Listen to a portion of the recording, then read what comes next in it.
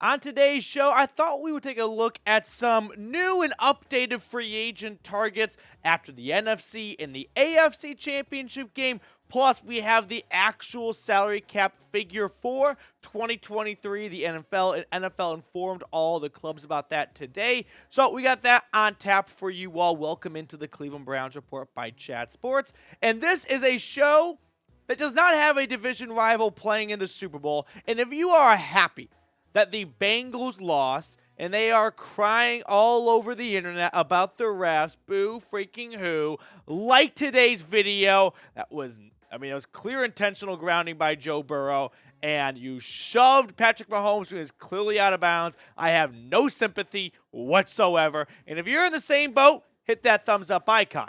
So, let's set the primer here. The NFL salary cap for 2023 is $224.8 million. That's a $16 million jump from last year. Now, a lot of the projections and figures that we have talked about for the last few weeks have taken into account of it's going to be around that in the neighborhood, but now we've got the exact figure. So, the Browns cap space looks like this. It's the same as it was about a week ago. So I hate to be a bearer of bad news if you're hoping that this new number would solve all of their issues, which their issues aren't even that big, to be honest with you. They are currently negative $14 million in the red. They'll get some benefits and some rollover effects. Plus, they'll restructure some contracts.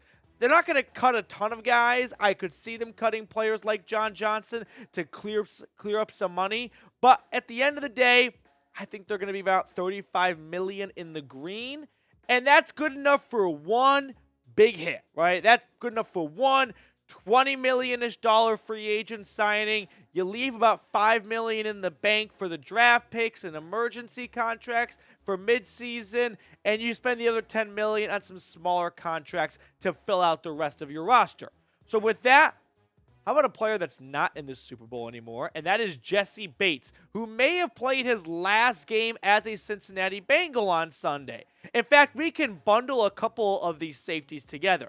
Let's talk about Jimmie Ward as well, and then toss on there Jordan Poyer. So we got the 49ers free safety / nickel corner, which we'll talk about more later on, and then Jordan Poyer, of course, a familiar face for Browns fans, played with Cleveland not too long ago. Now, when you compare their stats head-to-head in 2022, they're all really good, right? Jessie Bates, probably / definitely the best amongst them. 8 pass breakups, 4 interceptions, 71 tackles. We've seen a lot of traction, a lot of steam rolling around about Bates potentially going to Cleveland. Then there's Jimmie Ward, former first-round pick for the 49ers out of Northern Illinois, who has been with San Francisco since 2014. And finally, we've got Jordan Poyer from Buffalo, who, of course, was with the Brownies not too long ago. Now, my pick, if I had to go amongst these three, if Bates becomes too expensive and the Browns can't afford to swing for him because they sunk some money for Javon Hargrave or Daron Payne or something like that, I've always been a big fan of Jimmie Ward. And what I really like about him this upcoming free agency cycle is that he spent a good chunk of this past season for the 49ers working out of the slot, being that nickel-ish corner. And what does Cleveland need? That, because it ain't Greg Newsome. So if Jimmie Ward wants to come over, the PFF grades in 2022, in case you're wondering, look like this. 76.1. He was the 6th best safety, according to the nerds at PFF, his run defense. And that's what Jim Schwartz really wants out of his free safety, is a good free safety that can be great against the run and can blow up plays the line of scrimmage. 91.8. That is elite level play for a safety. Coverage grade, 69.3. Nice. That's about it. Now, the projected average contract for these three guys look like this, just in the neighborhood, just in the ballpark, so it could change. But I think Bates is probably going to fetch $18 to $21 million a year.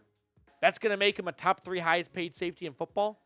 Jordan Poyer, because he's a bit older, right? He's 30, 31. Same for Jimmie Ward. I think they're going to be a little bit on the cheaper side. Safeties never really get all that much money in terms of free agency contracts. So if the Browns go elsewhere in defensive tackle and want to sign Jimmie Ward to a 2-year, $23 million contract, I'm in, baby. Now, my other two free agent targets to look at here are defensive ends, Marcus Davenport and Samson Ebukam. So, if you watched the Niners-Eagles game yesterday, and if you've watched previous videos from us here, we've talked about Ebukam, and now he's starting to get a little bit more national attention because he's playing in NFC Championship games. Here's how they stack up, these two guys, head-to-head in 2022. Davenport, a former first-round pick. Ebukam, a former fourth-round pick. And I think Samson's kind of got him beat. Now, the big difference with these two players is games played. Davenport's always had some health concerns. Fifth-year guy for New Orleans has never been able to play a full season. Whereas Ebukam, up until this season, I don't think has ever missed a game in his entire NFL career due to injury. So, PFF, I don't know why they got a hard-on for Davenport. I like Ebukam a lot more. I think he's been a rotational piece for San Francisco. And that's what Cleveland's kind of looking for, opposite of Myles Garrett. They're not going to go out there and spend top dollar on a Unique Ngakoue, most likely. I think they're going to prioritize elsewhere. So if Ebukam can get got for cheap, and you want to do him, Alex Wright, and then a combination of a rookie/cheap free agent at defensive end, again, sign me up because I am in. Now, we surpassed 17,000 subscribers here at the channel over the weekend. I really want to thank each and every one of you who have subscribed, who have made us a part of your day. So many MVPs, so many OGs, so many diehards here at the channel, but we're really just getting started. So I want to give some shout-outs here to some new subscribers we recently picked up to help us reach this milestone. Roy, Deontay, William, Daryl, Allen, so many more. I just picked 5 names out of a hat. Thank you to everyone who subscribed. And if you haven't already, you're looking for a free Cleveland Browns channel, this is the spot. Let's move on here to other defensive linemen. And this is Javon Hargrave and Teair Tart. I know that I don't have Daron Payne on there. That's intentional because from here on out, it goes without saying, Daron Payne is priority number 1. He is the man at the center of the bullseye. He is our biggest target. But if Washington and those commie bastards do franchise tag him, we do have to be prepared for maybe plan B, C, and D. And Javon Hargrave and Teair Tart, I think, are two guys really worth looking into.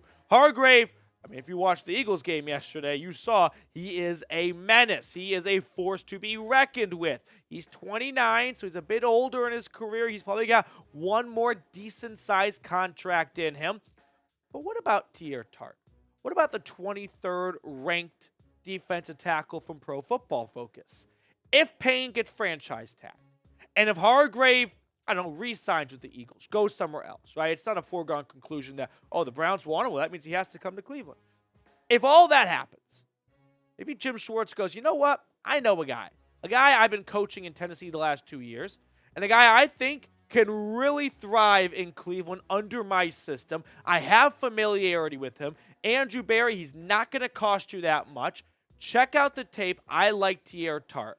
Maybe that's what Jim Schwartz is going to say in a little email to Andrew Berry during free agency. And you know what? CC me on it because I'm going to reply to all and say, yep, sign me up.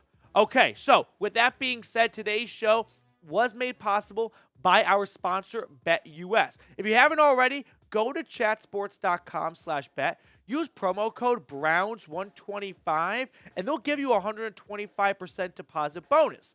Super Bowl odds look like this. The Eagles are 2-point favorites right now. And I'm just thinking to myself, who can I picture celebrating in the confetti when it's all said and done? It's probably going to be the Chiefs. I think you just got to go Mahomes over Jalen Hurts. So for that reason, I'm thinking Chiefs money line. If it's going to be plus something, that's a good return. It probably should be the favorite, but injuries are scaring Vegas right now. They got 2 weeks to get healthy. I think the Chiefs ultimately win the Super Bowl. My eighth, free agent target is Denzel Perryman. I understand this may not be the sexy name we were all looking for, but I don't think the Browns have it in them to have several big moves this offseason. I think they got 1, maybe 2, and I don't think either of those will be at linebacker. So if that's the case, they might have to go cheap. Now, Perryman's a bit older. He's 30 years.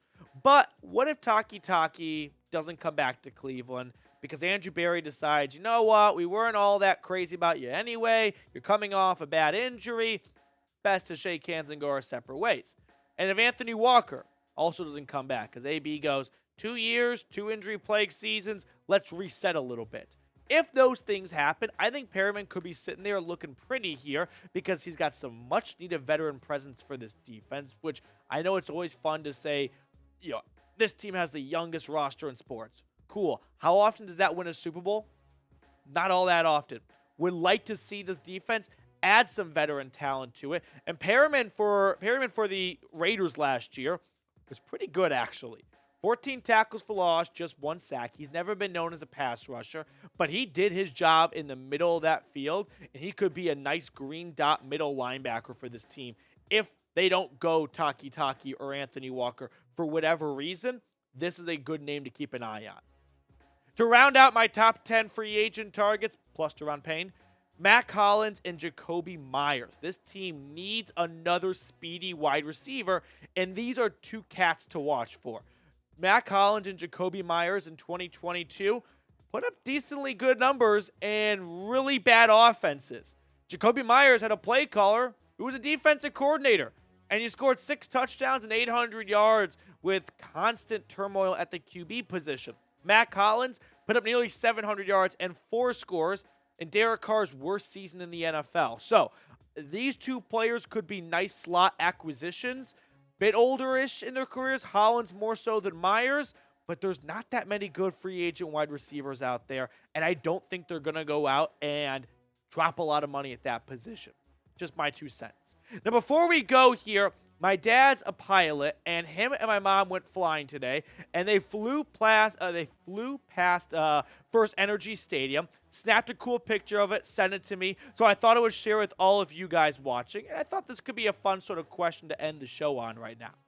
What is your go-to spot to watch a game in Cleveland, right? Whether it's a Browns game, whether it's a Cavs game, whatever it is, shout out your best place to go watch a game in Cleveland. And if you don't live in Cleveland, you're not from Cleveland, no sweat, no harm, no foul. Just let me know wherever you're from and where you like to go watch the game.